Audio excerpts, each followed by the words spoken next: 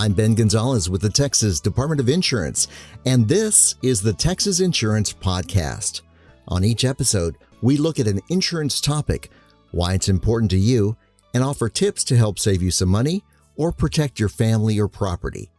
Well, it's back to school time for many college students, and if your student is living away from home, it's also time to consider how their insurance needs may be changing.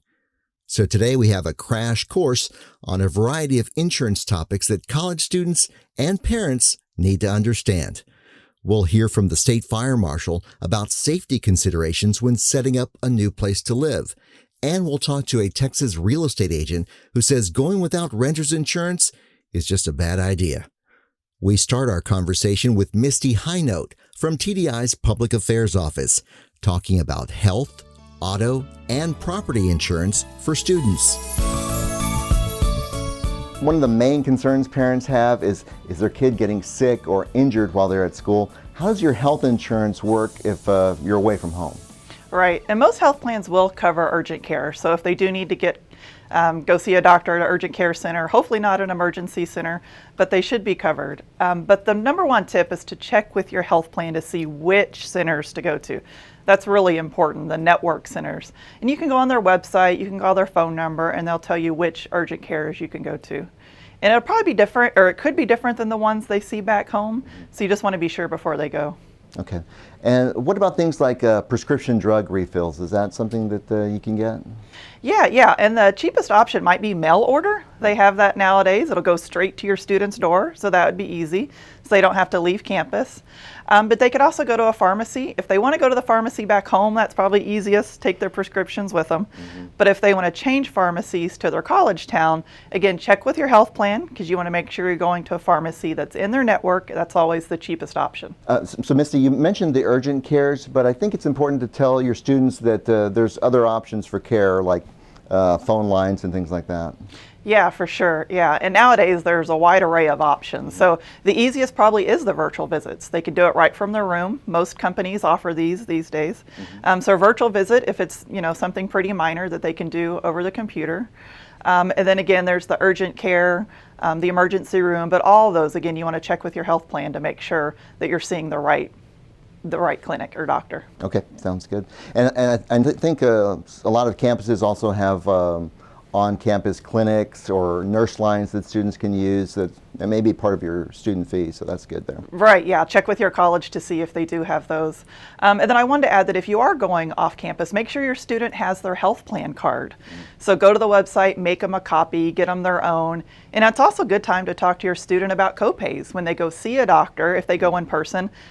You don't want them to be surprised when they ask for $25, $40 for a copay. So it's a good time too to educate them a little bit about health insurance. That's a good thought. I think my wife carries most of our insurance cards for the family. So another thing we wanted to talk about with students, of course, is auto insurance. If they're not going to take a car initially to campus, is that a time where we might be able to call the company and drop them, maybe save a little money on the liability? Right, you probably don't want to. If your student's going to be coming home on the weekends, coming home on holidays, driving a car, you're going to want them to have insurance. And then there's the possibility that at school they're going to be driving a friend's car. That friend's insurance should pick up if there's any accidents on their insurance, but in the case that your friend doesn't have insurance, you're going to want your student to have that. So it's a good idea to keep it, even though it sounds like a good idea. They're not supposed to be driving, but they might be driving. And like you said, if they come home, there's a chance they'll get behind the wheel then. Right. So if I'm just going to keep them on the policy, is there any reason to tell my company that they're not going to be living at home anymore? Yeah, it's always a good idea to check in with your company if there's a major life event, like someone moving out of the house, especially your student. And there might be a good reason for that. You might actually get a lower rate. Your company might switch them to a temporary driver, or because they're driving less, there might be a lower rate.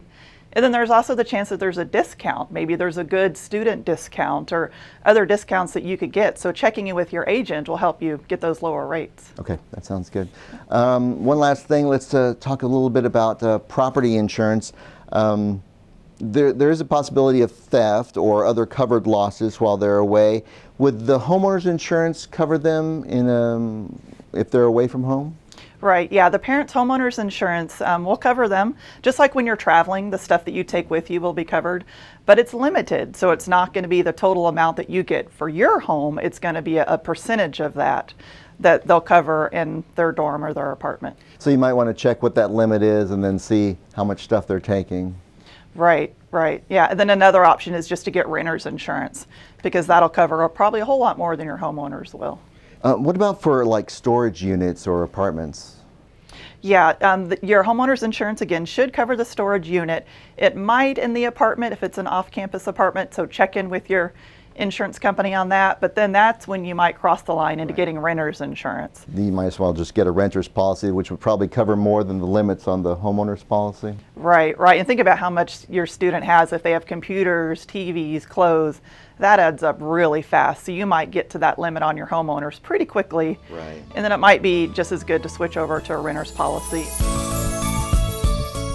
Much like creating a home inventory, it's a good idea to make a list of all the items your student is taking to their dorm or apartment.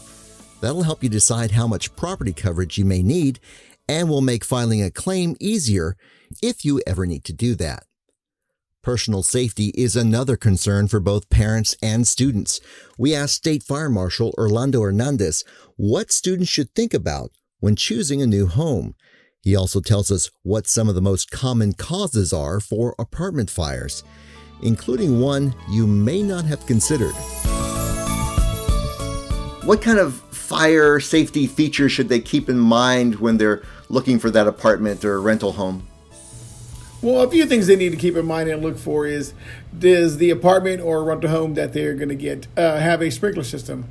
So with a fire sprinkler system, that gives you some added protection in case there is a fire. And not necessarily a fire in your residence, but maybe the one above or below or on the other side of the hallway. What a fire sprinkler system does, it kind of contains the fire to that occupancy, so it'll give you a little bit of extra chance to get out. So another thing to look for are fire alarm systems, audio visual devices. So you'll see the strobe lights and you'll hear the horns, and preferably if the system has a voice tied to the fire alarm system, it will give you directions. It will give you directions to get out that there's an emergency. So sometimes, and it's been noted that people will wake up to a voice faster than they will just to a beeping noise. So we're kind of accustomed to having alarms go off and ignoring it. Yes, ignoring it. But if we hear a voice, we're more prone to wake up and see what's going on. And the last thing, one of the things you want to look for is the evacuation plan. So if you're in a apartment, you want to find out what's your evacuation route going to be. And that will get you out of the apartment and away to a safe point. Now, are those devices that you mentioned, the sprinklers and alarm systems, are those required in apartments? In some jurisdictions, in some cities, they require to have, if it's an apartment complex, they'll require if it's a newer complex to have a sprinkler system. But most of apartment complexes will have the fire alarm systems to give you the audio and visual notification that there's an emergency.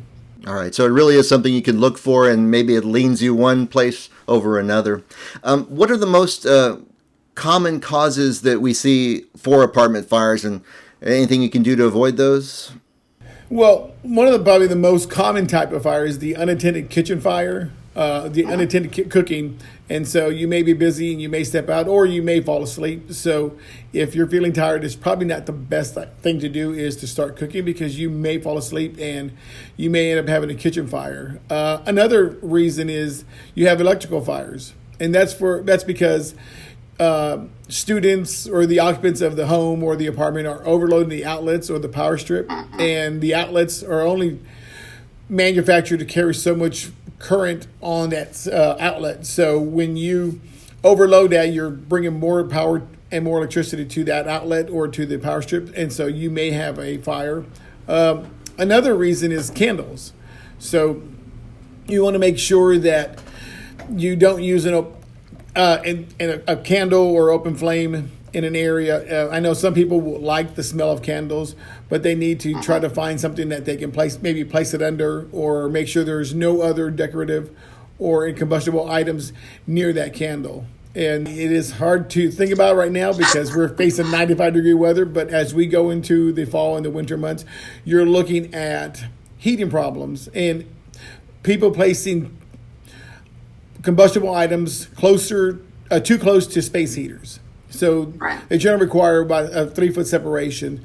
And so that way that heat can dissipate and go into the room and not necessarily catch that combustible item on fire. And one other thing you can look at is when you're looking at an apartment or even if you're in a rental home is the dryer vent. A lot of folks do not look at the dryer vents. So they'll have the dryer vents and they've never been cleaned and they may be just full of lint. So that's a common place for a fire is in the dryer vent. So actually I had a daughter who was off to school and in their apartments and we had to go through the dryer vents and make sure it was clean and it wasn't. So we make sure we cleaned it and it made me feel a little bit safer. If your student is staying on campus, the fire marshal reminds us that dorms prohibit open flames like candles and will also have a list of allowed appliances. And finally, we talked to real estate agent Christy Rodriguez about renter's insurance and why she recommends that all renters make room in their budgets for it. What's the risk of going bare? I mean, what situations have you seen people find themselves in? Well, I have been in property management for a long time, and I have seen all kinds of situations, especially when you're dealing with multi-dwelling units where, there's multiple families or households living in one building. So it's certainly risky to not have any renter's insurance if you live in a rental house or an apartment. For example, let's say that like a pipe bursts in the wall of your rental and it floods everything. It destroys your furniture, your heirlooms, everything that you have of value. And far worse, let's say a fire or something, catastrophic happens and it destroys everything you own. The property owner's insurance only covers damage to the physical structure of the building. So it doesn't necessarily cover the belongings in your space. And maybe you have to have temporary housing because an event like that occurred, you can't live in it. If you don't have renter's insurance, the owner's not obligated to pay for that temporary housing. So that is why it is just so crucial to have renter's insurance. You just never know when things will happen. Right, because then you could be on your own trying to scramble and find a place to live. A lot of policies will include something they call ALE, which is additional living expenses, and that may cover your hotel and food for a few weeks while you're looking for something else, or if they're rebuilding at the place that you currently live in. Let's touch on cost because we know that's the number one reason people cite to say, I don't have it, or if it's not that they just didn't even know about renter's insurance. What would you tell somebody that says, look, I'm at the edge of my budget. I don't think I can afford it. Yeah.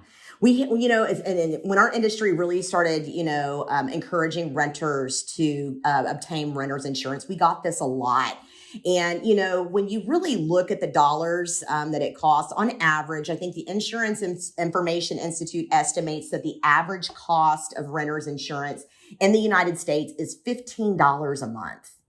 Actually, $14.90, I rounded up. So $15 a month. So when you annualize that, that's $179 for a whole year of coverage. And I just want renters to really think about that expense as it relates to the value of their belongings and think about the expense of potentially having to relocate and replace everything. It's really affordable when you think of it and you put it into that perspective. That's all for today. If you need help understanding an insurance topic, visit our website at tdi.texas.gov. If you have a specific insurance question, you can call our helpline at 800-252-3439. If you found this information useful, be sure to rate and review the Texas Insurance Podcast. And of course, subscribe and share with your friends and family. We'll talk to you next time.